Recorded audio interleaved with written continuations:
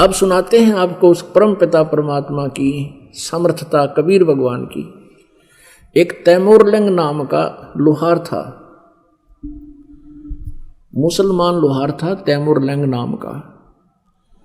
इतना गरीब था वो, अन्य साहूकार सेठ पैसे वाले व्यक्तियों की भेड़ बकरियां चराया करता था, और वो उनको वर्ष में 6 महीने में कुछ कणक दे देते थे। पहले ऐसा ही होता था, कपड़े दे देते कुछ, या गेहूं आटा बाजरा जो भी वो दे देते थे। और केवल वो 2 माँ बेटा थे, पिता की मृत्यु हो चुकी थी। उधर से वो, उससे भी गुजारा नहीं होता था उनका, तो एक लोहार के अहरण पे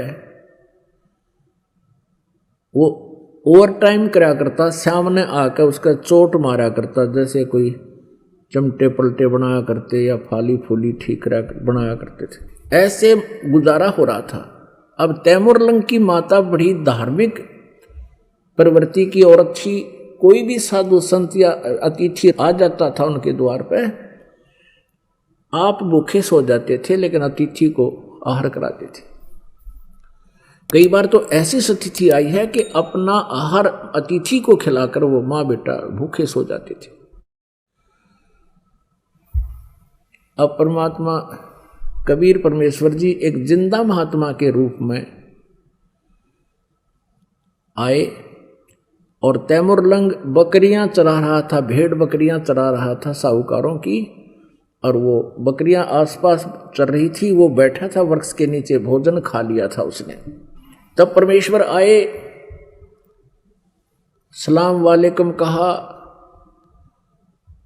अब तैमूरलंग ने उसका प्रति उत्तर दिया और कहा, भगवान अतिथि को, क्योंकि स्वभाव था उनका माँ बेटियां का, अतिथि को भोजन की अवश्य पूछते थे राह चलते को।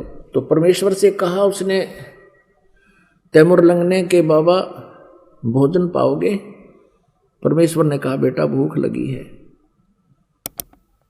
तैमूरलंग ने कहा, भगवान हम बहुत गरीब हैं, आपको आहार अवश्य कराएंगे हम, और आप यहाँ मेरी भेड़ बकरियों को देखना, मैं भोजन कर चुका हूँ, पहले आ जाते तो भगवान मैं अपने आहार से आपको आहार देता, लेकिन आपको आहार अवश्य कराएंगे। ये हमारी माता का हमें जो है ना एक संस्कार डाल रखा है, आपको भोजन बिना जाने नहीं दूंगा मैं भगवान।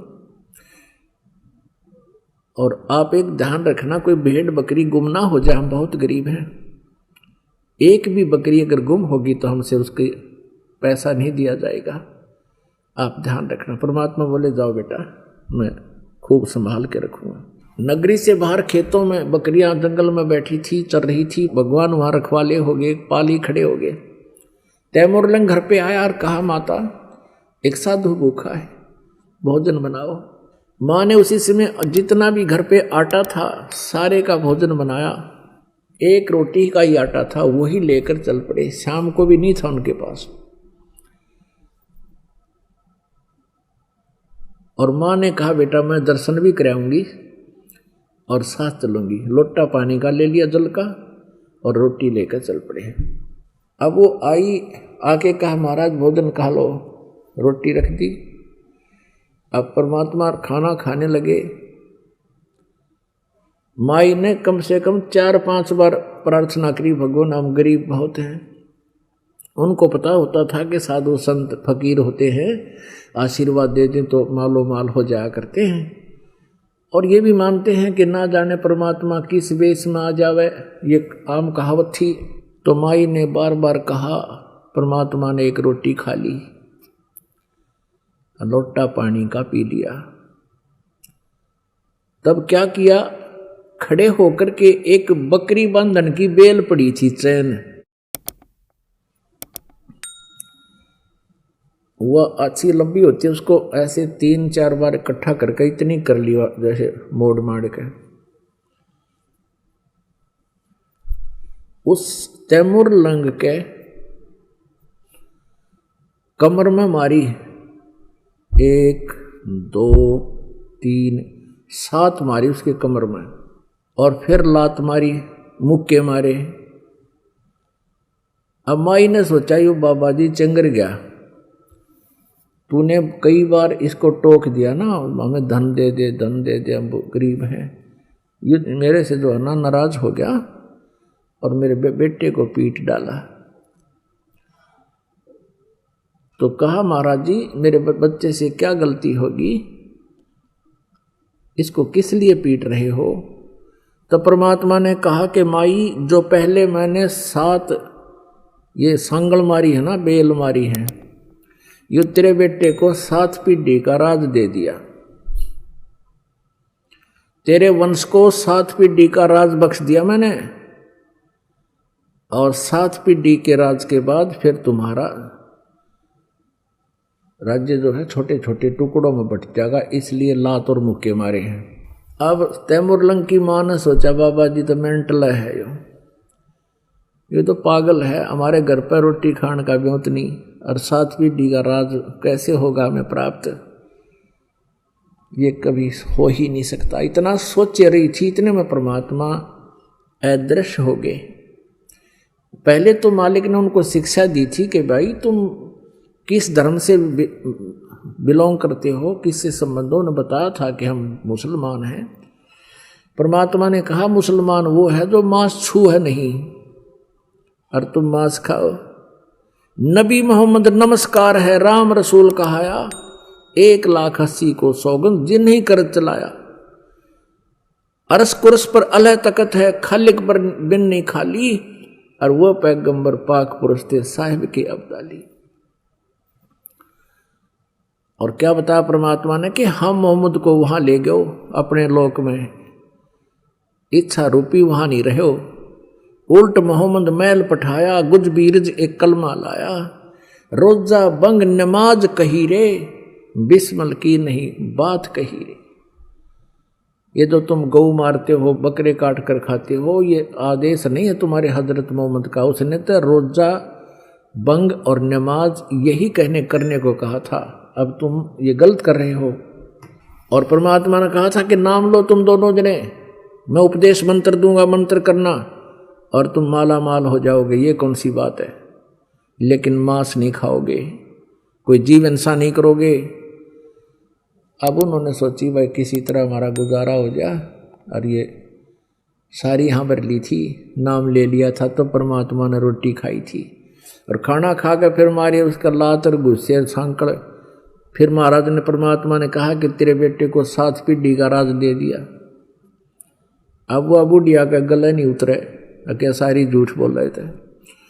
जब वो अंतर ध्यान हो गए तब वो दोनों माँ बेटा कहे तो भगवान थे, और बेटा का माँ मेरा एक भी नहीं लगी, मेरे तो कति दर्द नाम का चीज नहीं, मेरा कोई महसूस नहीं हो रहा था, मैं मजाक कर रहे थे भगवंत। दोनों रो माँ बेटा कि हमने तो गलत बोल दिया, ये तो भगवान थे, अल्लाह की जात थे, कोई फरिश्ता थे। क्योंकि हम अल्लाह मानते नहीं ना, वो कहते भगवान आकार में आता ही नहीं। जैसी भी उनकी ओड़ी बोड़ी सोच थी वो उस आधार से अपना संतुष्ट हुए, माँ घर ना आएगी। अब क्या हुआ, कुछ दिन के बाद रात्रि में स्वप्न आया तैमुरलंग को, परमात्मा वही जिंदा रूप में दिखाई दी और कहा बेटा जिस अहरण पर शाम के समय जो तू सेवा करता है जिस लोहार के घर पे, अच्छा उस दिन उस तैमुरलंग जब चोटें मार रहा था अहरण के ऊपर गणते लोहे को सीधा कर रहा था लोहार, तो अहरण के पास चींटियों का बिल था, थोड़ी सी दूरी पे 5-4 फुट की दूरी पे, और उसमें से इतनी चींटियां निकलाई बहुत गुनी, आसपास में काली जमीन होगी। और वो क्या सोच रहा था कि या अल्लाह तेरी लीला तू ही जाने, एक सींग जितने बिल में ये करोड़ों चींटियां कैसे समा रही हैं।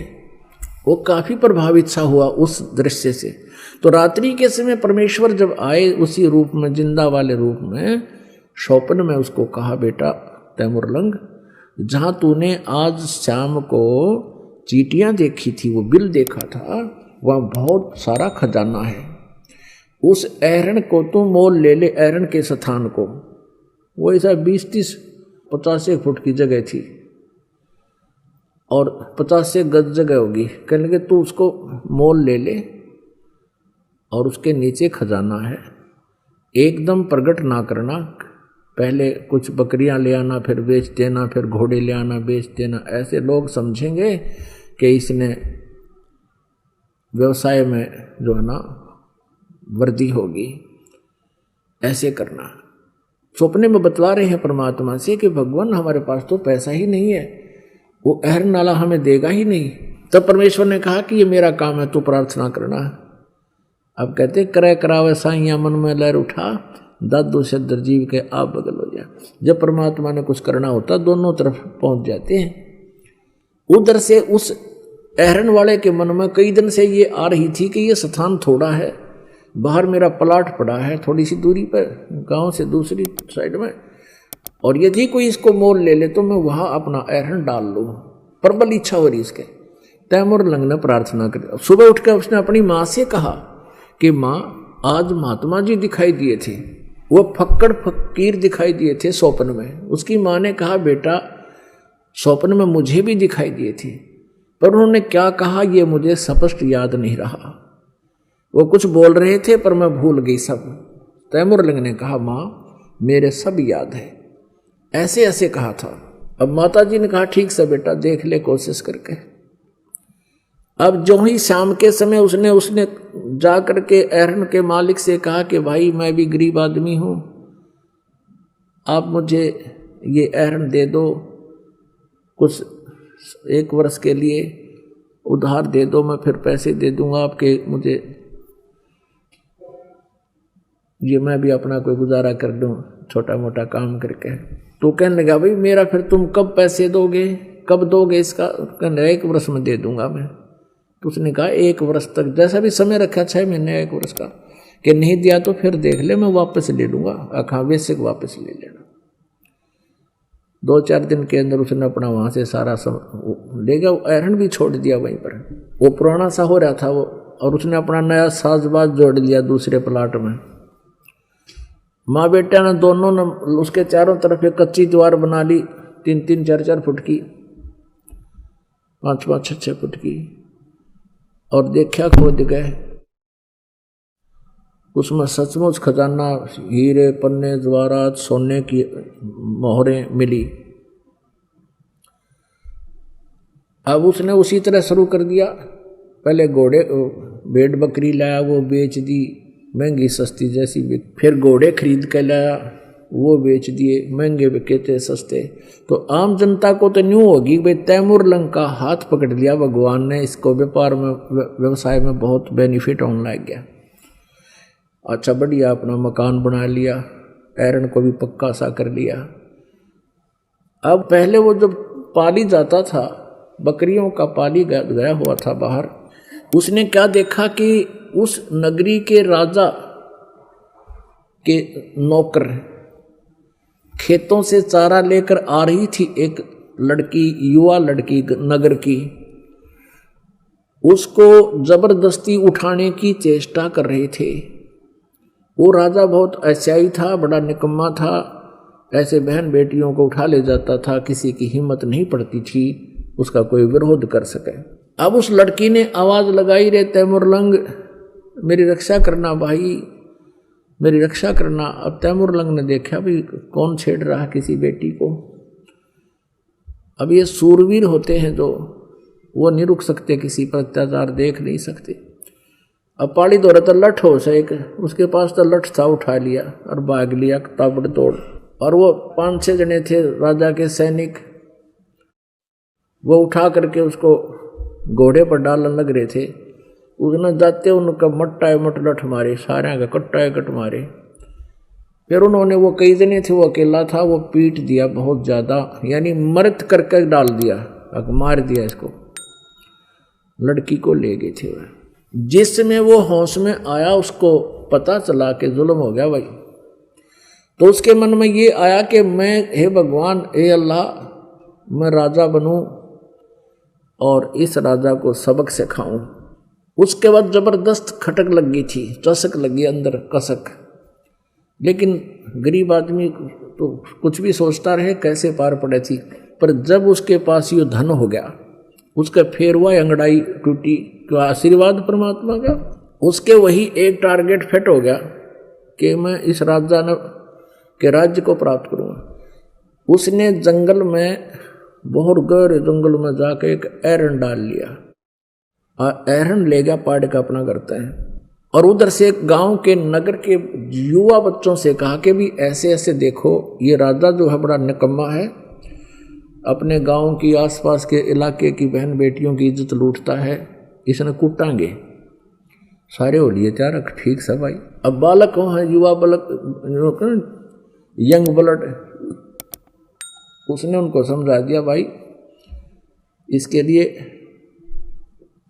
तलवार बनावांगे और सेना बनावांगे और सबको 1-1 रुपया महीने का दिया करूंगा तुम्हारे को, अपने रिश्तेदारों को और सबको बुला लो, जवान जवान बच्चों को, और बताओ नहीं किसी को, और कोई पूछे तो कह देना कि हम फौज में भर्ती हो गए।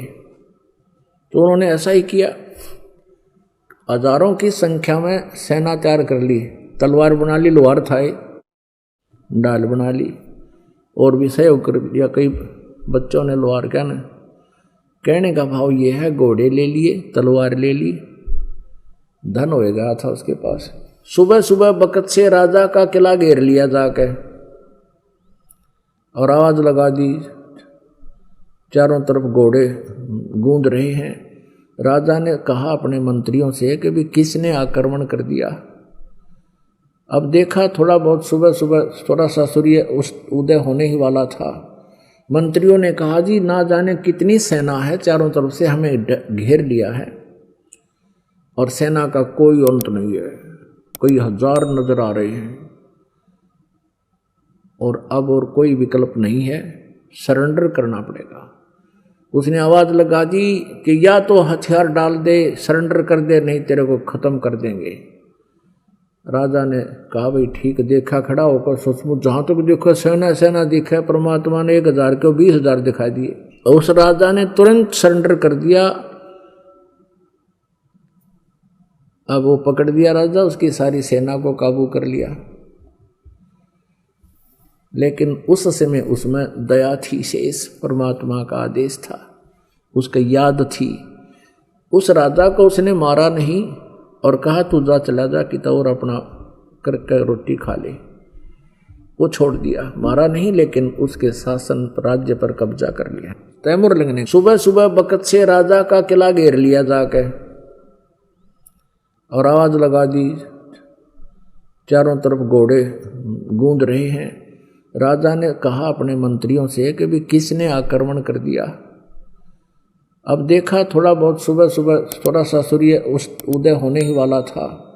मंत्रियों ने कहा जी ना जाने कितनी सेना है, चारों तरफ से हमें घेर लिया है और सेना का कोई अंत नहीं है, कई हजार नजर आ रहे हैं और अब और कोई विकल्प नहीं है, सरेंडर करना पड़ेगा।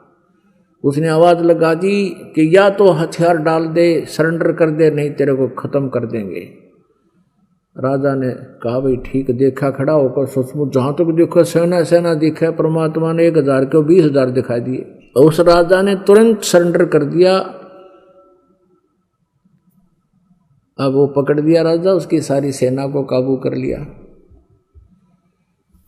लेकिन उस समय उसमें दया थी शेष, परमात्मा का आदेश था, उसका याद थी।